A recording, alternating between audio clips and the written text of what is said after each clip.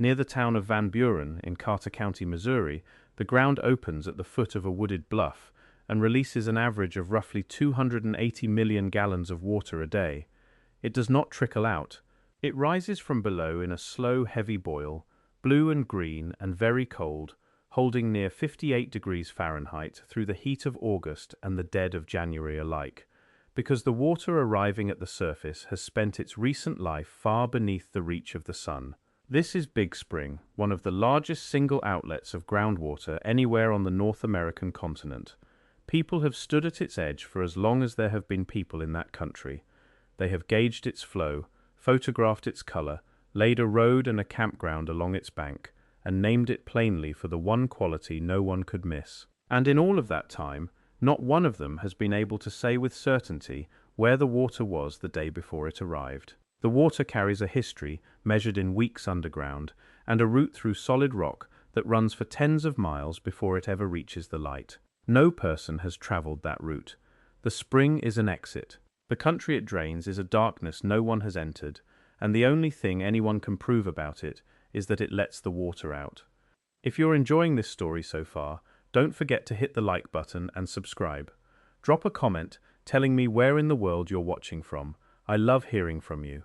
To understand why a spring should be a mystery at all, it helps to understand the ground it rises through. Hydrologists call Big Spring a karst spring, the visible mouth of a drainage system dissolved out of limestone and dolomite across millions of years, and the Ozark Plateau that covers southern Missouri and reaches down into Arkansas is one of the largest karst regions on Earth. Under the oak forests and the cattle pastures and the gravel county roads, the bedrock is hollow.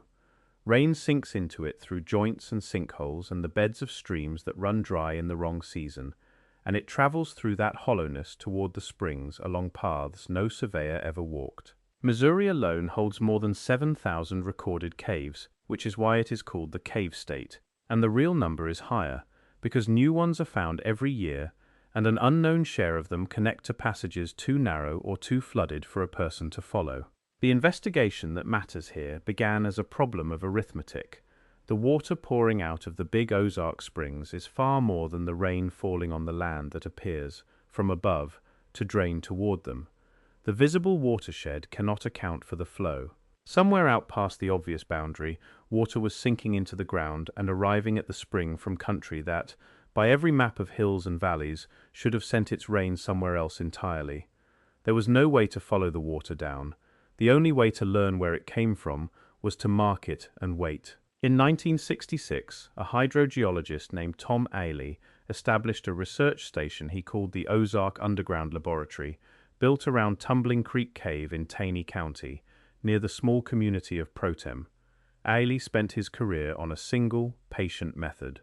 He would find a place where a stream vanished into the ground, a swallow hole, or a losing reach, where the water simply left the surface, and he would pour in a measured quantity of dye.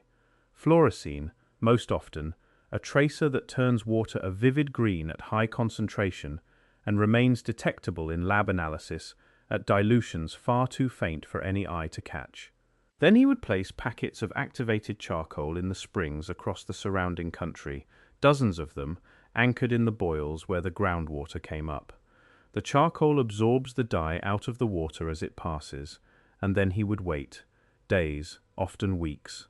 He would return, collect the charcoal, carry it back to the laboratory, and run it through an instrument that could find a few parts of dye in a billion parts of water. When the dye showed up in a charcoal packet, it meant the stream that had swallowed it and the spring that had released it were the same water, joined underground by a passage no one had ever seen. What those traces revealed, again and again across decades, rearranged the map. Water sinking into the ground in one valley would surface at a spring on the far side of a ridge, in a different surface watershed, having crossed beneath a topographic divide that should have stopped it. The recharge area feeding Big Spring turned out to sprawl across more than 1,000 square miles, reaching into county after county, gathering rain that fell where the hills said it had no business going. The groundwater divides did not match the surface divides. The water underground obeyed a geography of its own, carved into the rock long before the present landscape existed, and the only reason anyone knew it was there at all was that a man had spent half a century pouring green dye into the ground and recording where it came back out. Big Spring is not the only one. It is one of roughly 10 first-magnitude springs in Missouri, more than almost any state, a first-magnitude spring being one that discharges at least 100 cubic feet of water every second, which is near 65 million gallons a day. Greer Spring, in Oregon County, feeds the 11-Point River with more than 200 million gallons a day, rising in two separate boils at the bottom of a deep forested ravine, so remote that for most of the last century the only way in was on foot. Mammoth Spring, just over the line in Fulton County, Arkansas, lifts more than 9 million gallons an hour out of the ground and becomes the spring river where it stands, and a share of the water in it sinks into losing streams back in Missouri and crosses the state line underground before it ever surfaces. And on the current river in Shannon County, near Eminence, there is Blue Spring, which the Osage called the Spring of the Summer Sky. Its water is a deep, almost unreal blue, the color of great depth and dissolved mineral, and it has been measured at more than 300 feet deep. Divers have gone down into the throat of it.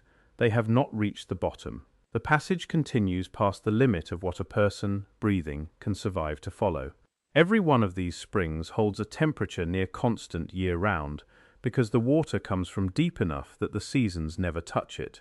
Every one of them responds to rain that falls miles away, rising and clouding with sediment within a day or two of a storm, over country that, on the surface, drains elsewhere.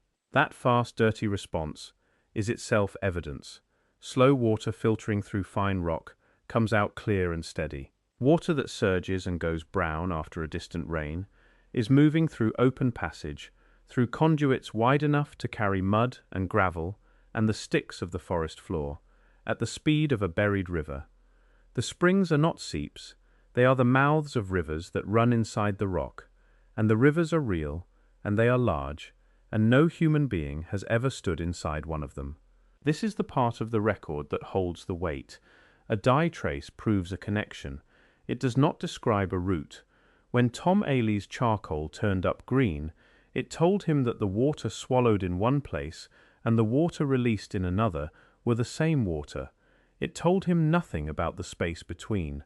It could not show him the rooms the water moved through, the height of the ceilings, the turns it took, whether the passage from one spring's source ran anywhere near the passage from the next, or whether somewhere out under the plateau the separate rivers gathered into shared trunk conduits before they split again toward the light. The dye is a fact established by chemistry. 2 points joined across a darkness, and the darkness itself stayed exactly as unknown as it had always been. For nearly every first-magnitude spring in the Ozarks, the master conduit that feeds it, the main passage carrying the bulk of the flow, has never been entered by a person. There is no map of its interior. There is no photograph of the room the water comes from. The report describing what is actually down there has never been filed, and not because anyone refused to file it. It has never been filed because no one has ever been there to write it. So the situation, set down plainly, comes to this. Across the southern half of Missouri and down into Arkansas, water vanishes into the ground in 1,000 places and surfaces in a handful of enormous springs, having crossed beneath the hills along routes that no map shows and no person has walked. The connections are proven. The water from country that should drain one way arrives instead here. The springs hold their cold and their constant flow year-round, fed from a depth the seasons cannot reach, and the deepest of them has swallowed the divers who tried to find its floor. What joins all of it, what the dye keeps tracing back into, is a single connected blackness under the plateau that no one has mapped and no one has entered. And the question that follows from that, the question of what the inside of that system actually looks like, of whether the rivers under the rock are separate channels or one shared thing, has an answer that has been sitting underground the entire time, waiting for someone able to reach it. If you're hooked on this story, make sure to subscribe and turn on notifications so you never miss an upload. Your support means everything and helps me bring you more emotional stories like this one. The pattern does not stop at Big Spring, and it does not stop at Four Springs. The same arrangement repeats across the southern half of the state, outlet after outlet, each one the mouth of a river running inside the rock. On the Merrimack River near St. James there is Merrimack Spring, spelled in the older way, lifting near 100 million gallons a day, past the stone ruins of an ironworks that drew its power from the flow more than a century and a half ago.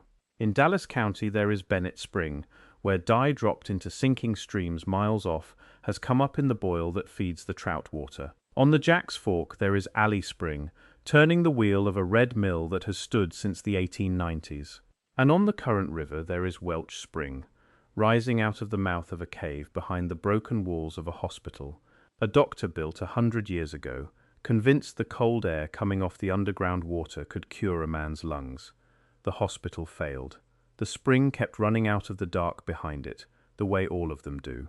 The scale of it is hard to hold in the mind until you stand at one. Greer Spring, second largest in the state, does not rise in a single place but in two, an upper boil that lifts out of a cave and a lower boil that surges straight up through its own gravel, together throwing more than 200 million gallons a day into a ravine so deep and so wooded that for most of the last century the only way to reach it was a mile of foot trail down.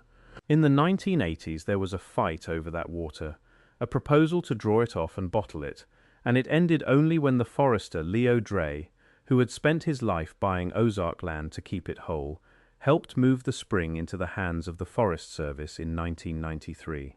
Mammoth Spring, the largest of all, does not even keep to one state. A share of the water boiling up in Arkansas to become the Spring River sank into the ground back in Missouri and crossed the line underground, which means the system pays no attention to the borders drawn on the surface above it. The water goes where the rock lets it go. The map a person reads at the top has nothing to do with the map the water follows below. What is consistent across these places is not a matter of guesswork. The water in every one of them holds the same cold, near 58 degrees the whole year through, because it all comes from the same depth the seasons never reach. Every one clouds and rises within a day or two of rain that falls miles away, over ground that on the surface drains in another direction. Every one is fed through open passage wide enough to carry sediment and storm debris, at velocities the dye has clocked from a few 100 feet a day in still conditions to more than a mile a day in flood. The water is old when it arrives, and it is moving fast. Two things that should not be true at once, and the only way to make sense of both is a system of large open conduits that hold the water deep and then run it hard toward the light. Every spring in the region tells that same story, and every one of them ends, for anyone who tries to follow it inward, at the same wall. For the people who have tried, the wall is not an idea. It is a physical place where the passage drops below the depth a breathing person can survive, or pinches to a slot no body can pass, or fills in flood with zero visibility and no room to turn around. Cave diving in the Ozark Springs is among the most dangerous pursuits anyone undertakes anywhere, and the springs have collected their cost in divers who went looking for the floor or the next room and did not come back to the surface.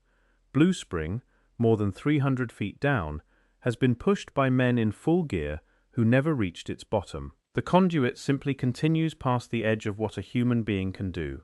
The water has no such limit. It goes where it goes, and it has been going there since long before anyone arrived to wonder about it, and the wall is only a wall for us. There is, in all of this country, exactly one place where a person can look directly into the system, and it is the thing this entire story has been circling. Near the settlement of Acres, on the upper Current River, the ground gives way into a collapsed sinkhole called the Devil's Well. Below the broken opening, down past the lip of fallen rock, there is a chamber. Inside that chamber sits a lake, a body of still black water, roughly 400 feet long, held in the dark, about 100 feet beneath the surface, estimated to hold more than 20 million gallons. No stream a person can see runs into it or out of it. It is part of the underground river itself, a single open window onto the water that moves beneath the plateau, and when dye was placed into that buried lake, it surfaced about a mile away at Cave Spring, where the water rises out of a cave mouth at the level of the current. The Devil's Well is a room the underground river passes through on its way to daylight. It is the only such room anyone has ever been able to stand above and look down into, and it is enough, by itself, to prove that the others are there. The institutions that study this ground have been at it for more than 100 years, and their records say the same thing in every file. The United States Geological Survey has gauged the springs. The Missouri Geological Survey has mapped the recharge basins out of thousands of dye traces. The Missouri Speleological Survey has catalogued the caves, passage by passage, wherever a person could carry a tape and a light into the rock. Tom Aley's laboratory ran the dye for half a century out of Tumbling Creek Cave, a place so rich and so isolated that it shelters a snail found nowhere else on Earth, an animal down to its last fragile population in the dark of that one stream. And the maps all of this work produced share a single feature. Each spring's recharge area is drawn as a boundary on the page, a line enclosing the country that feeds it, sometimes 1,000 square miles of it or more. Inside that line, the interior is blank. The connections are known. The flow is measured to the gallon. The space the water actually moves through is left white on every map, because no person and no instrument has ever been inside it to fill the white in. The record is complete right up to the edge of the rock. At the rock it stops, and it has stopped in the same place for every researcher who ever approached it. There is one more thing the dye revealed, and it is the part that turns separate springs into something harder to name. The boundaries between the basins are not fixed. The underground divide that sends one valley's water to one spring and the next valley's water to another shifts with the height of the water in the system. In dry conditions, a sinking stream may feed one spring.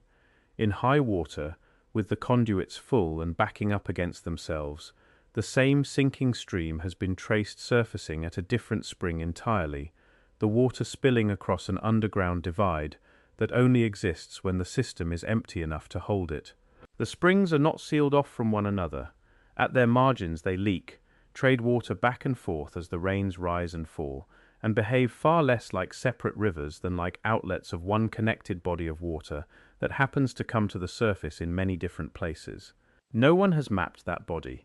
No one has seen how far it runs or how the rooms of it join, but the dye says it is one thing, and the moving boundaries say the walls between its parts are not even solid. What makes the system stranger still is that it is not finished. The water rising out of these springs is heavy with the rock it has dissolved on the way up, the dolomite and the limestone carried out of the plateau in solution, gallon after gallon, year after year. The springs are quietly removing the mountain from the inside.